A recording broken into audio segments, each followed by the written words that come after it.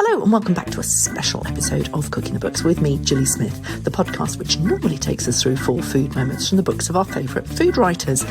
But in this special extra episode on the morning after the Guild Food Writers Awards, we're leafing through some of the best writing of the year. This beautiful book that when you've got it in your hand, you think you've got something that really connects with your heart. Now, with 2 silver goals on my bookshelf, I know how much these awards mean. It's validation from your peers in an often solitary world and a glorious celebration of an industry which increasingly has so much to say about the way we live. Now, in this episode, we peek behind the process to talk to just some of the 90 judges to explore what they were looking for in the shortlist of 4 out of the 16 awards. Laura Nickoll, Great Taste Awards judge and co-author of The Vegan Kitchen, was one of the judges in the regional or international cookbook category. Judging the International Cookbook Award category was a torturous task because the calibre of the books we were sent was so high. Over several weeks, I chose a recipe or 2 from each book and tried them out at home because not only are we looking for something that's beautiful and conceptually unique and has a kind of breadth that reflects the theme of this particular award, but something you want to be able to use it. You want to be able to take it to your kitchen, read it by your bedside table, but also take it to the kitchen if you see something that inspires you. So all 3 of the shortlisted books, they are particularly beautifully produced, written with a captivating energy that conveys passion for food and eating, and there's an atmosphere to them, and the recipes worked. So they really covered all bases of what we were looking for. Bruto by Russell Norman. Now, Cooking the Books fans will remember that the episode with him went out on the day he died.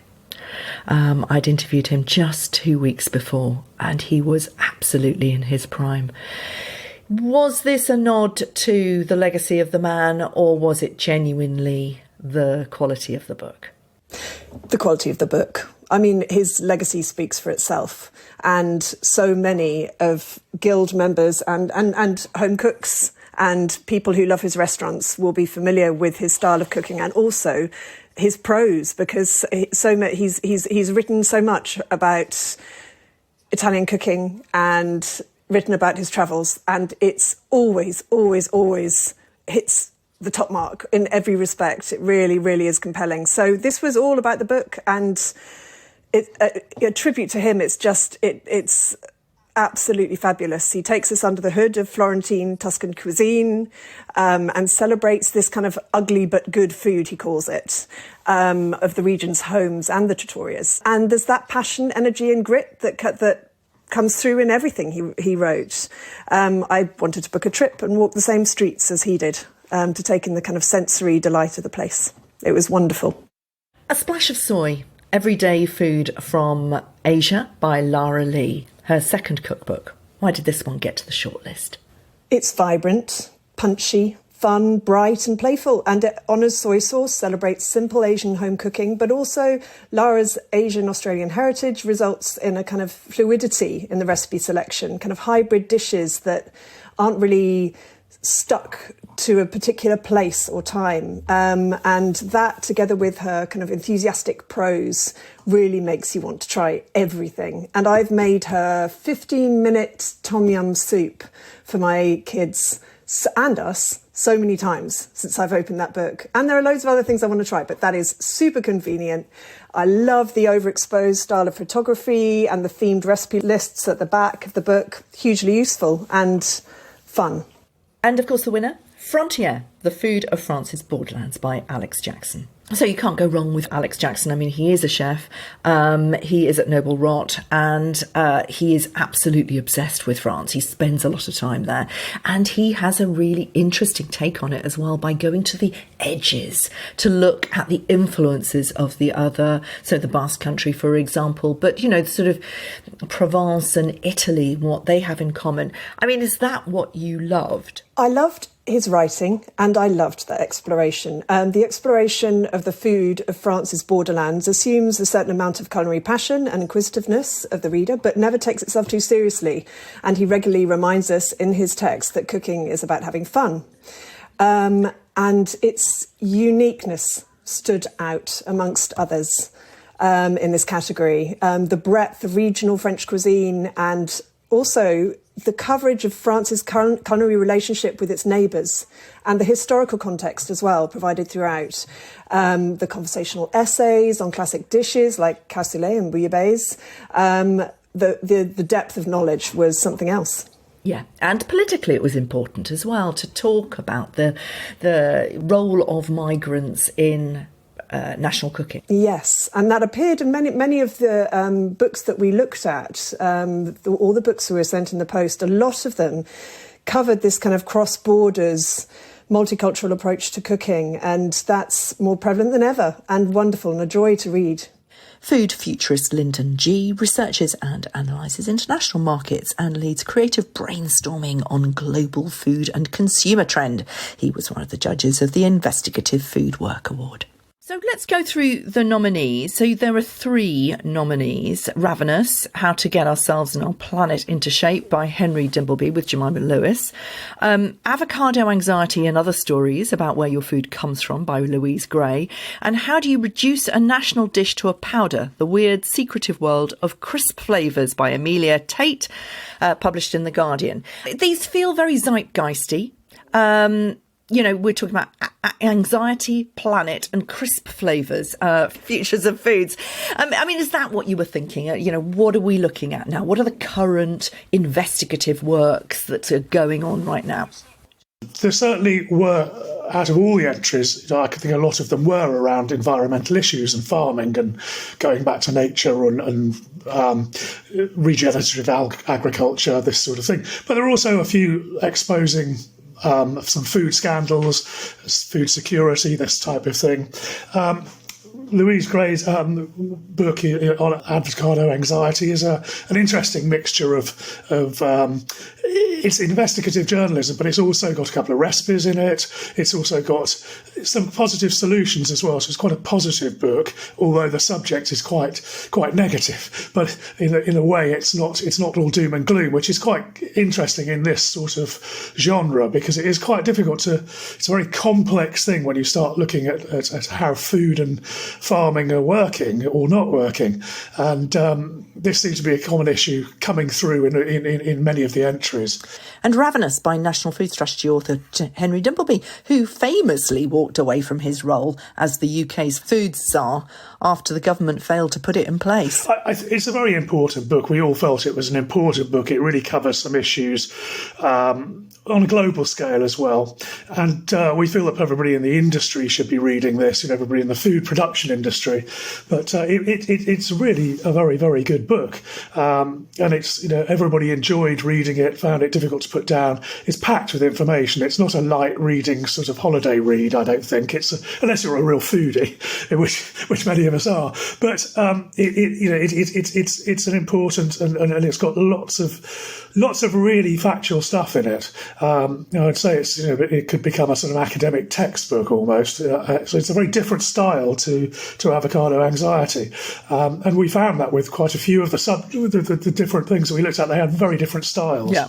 And crisp flavours. How do you reduce a national dish to a powder? That is very specific. Why this one? Well, we found it fascinating because it's a global look at how flavour profiles differ. For instance, things like there was 34 flavours of Pringle across Europe, but they're not all available in each country because prawn cocktail flavour won't sell anywhere else apart from the UK. And salt and vinegar is popular all over Europe except in Norway and Italy.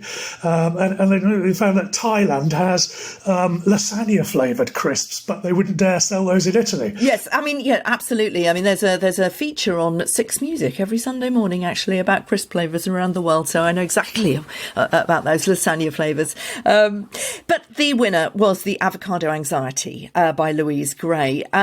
Must have been so hard to choose because they're so different.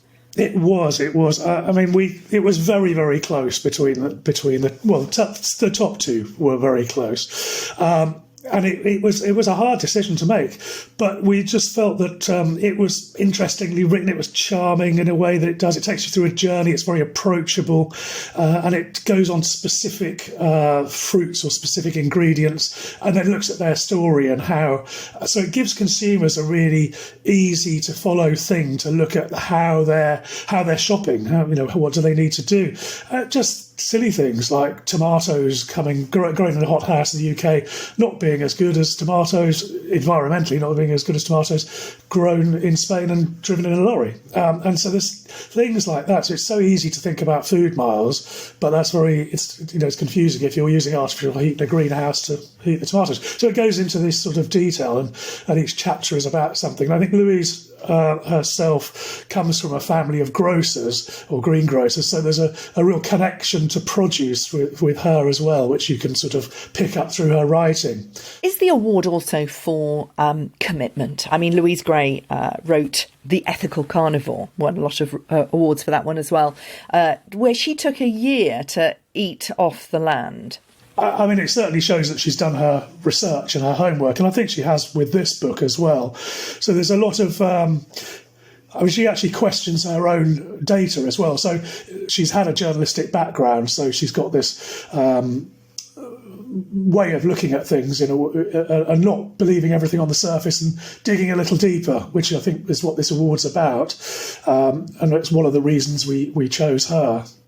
I mean, I'm particularly interested in this award, of course, because I won it in 2021 for what it's now called the Food Foundation podcast. At the time, it was the Right to Food podcast. And I was producing it under tremendously difficult circumstances because, of course, it was lockdown. And it was a brand new podcast launched on the food programme with Sheila Dillon and presented by the young food ambassadors of the Food Foundation, who were living in food poverty and reporting from the front line. And, of course, things got very, very difficult for them in lockdown. So, I mean, that kind of sense of commitment is what this Investigative Work Award is all about, isn't it? Yes, it is. And, it's about doing a huge amount of research, but also showing where the research has come from, because there's no point in saying this is fact without actually an underlying data to show, to prove it, really.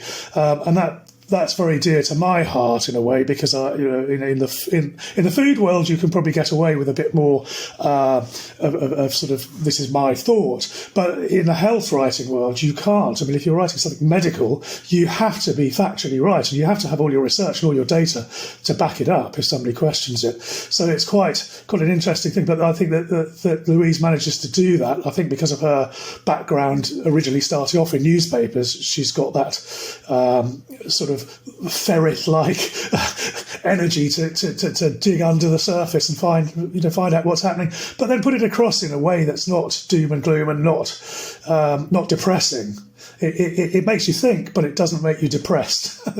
Regular listeners will remember Kalpna Woolf, the author of Eat, Share, Love and founder of the Bristol charity 91 Ways, which brings together the 91 languages spoken in her hometown to eat together at a series of pop-up peace cafes. She was one of the judges of the General Cookbook Award. So the nominees are The Secret of Cooking by B. Wilson, Winter Wellness by Rachel de Temple, and A Table Full of Love by Skye McAlpine. So 3 really strong contenders there. What was the judging panel's discussion about that? What were you looking for? Well, I think the general category is probably the hardest, because it's really hard to pin down what is it. It's not like food writing or first book. And we had a good discussion about this, actually. And we all thought it has to be a book that we want to pick up regularly. It's a sort of go-to book, a cookbook with great recipes, but also a story to tell. Something that is written in a really lovely way, that's surprising, and I think that moves us on in terms of our food confidence and understanding. So quite a lot, but actually, for me, I'd say it's that book. I think every time I think, I want to cook something, I go straight to it. And every time I think, I just want to sit down with a story, I go straight to that book too. So tell us why Skye McAlpine reached the shortlist. It's such a beautiful book.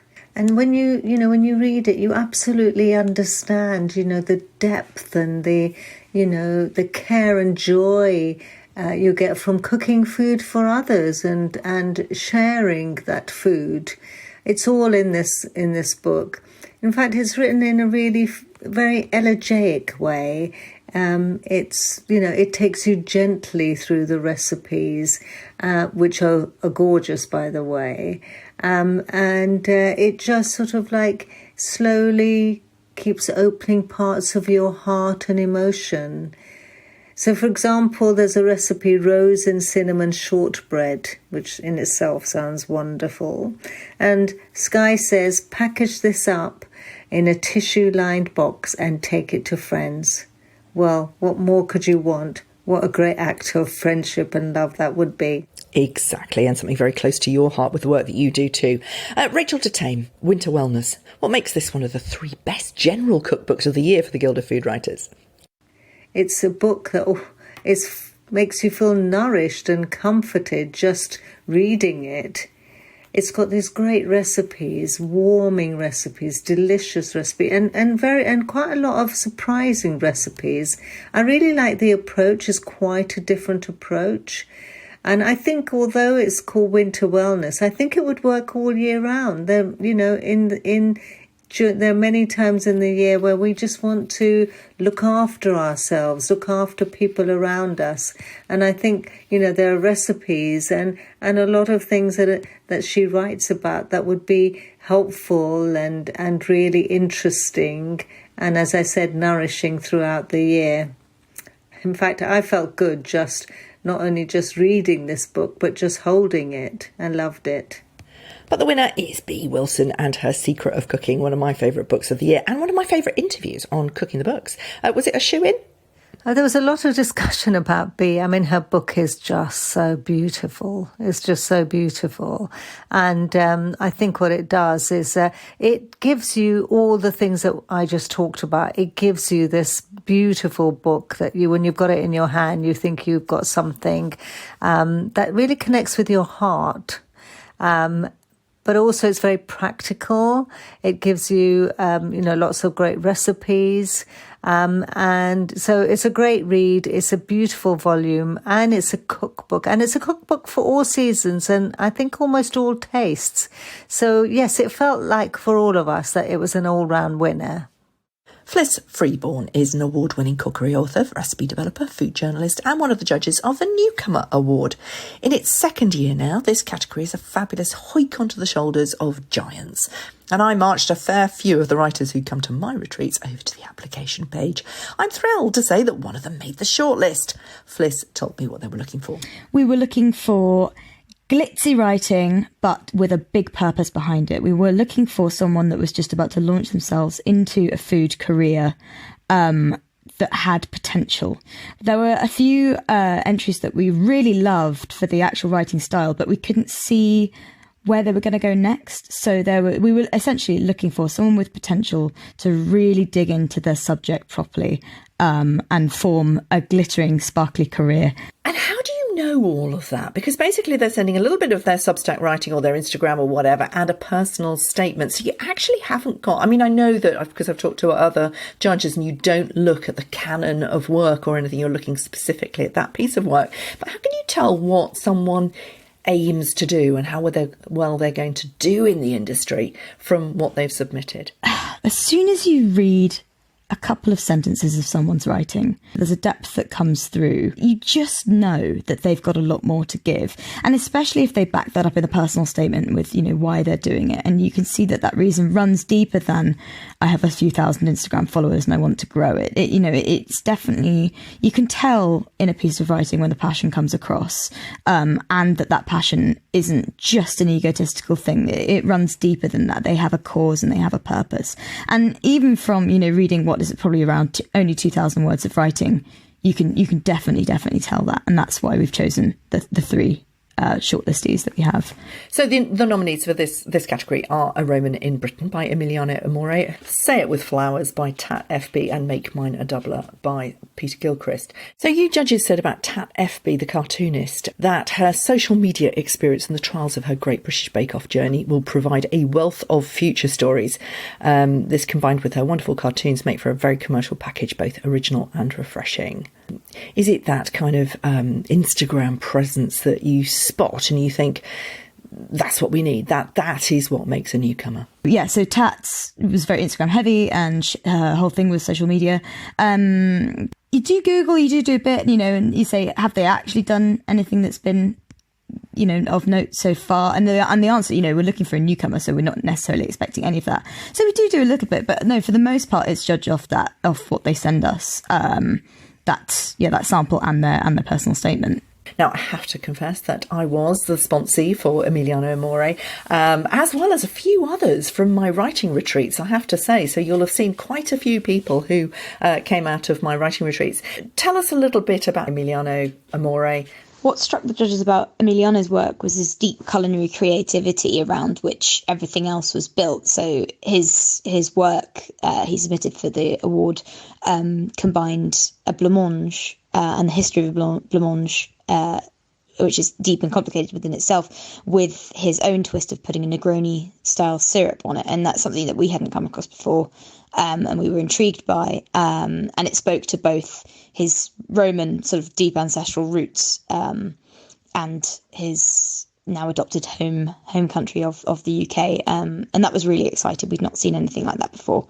So he is, very, very much deserving of that place on the shortlist. Okay, so tell us about the winner, Make Mine a Doubler by Peter Gilchrist. I actually interviewed him when I was working at the Scotsman. He was embarking on a series about his grandmothers. One was from Dundee and one was from Glasgow.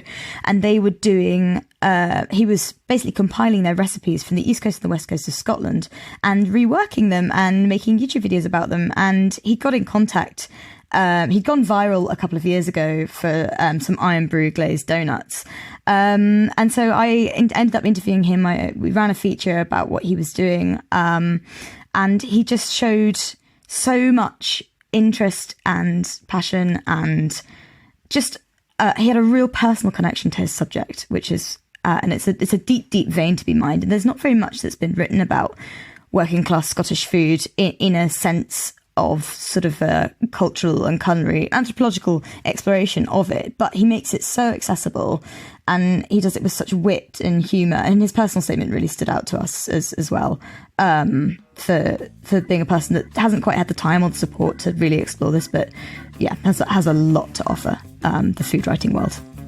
Thanks for listening. Head over to my Substack for some blurry photography from last night's award ceremony. And as this is a double podcast day, stay tuned for Mark Diacono and his latest book, Vegetables.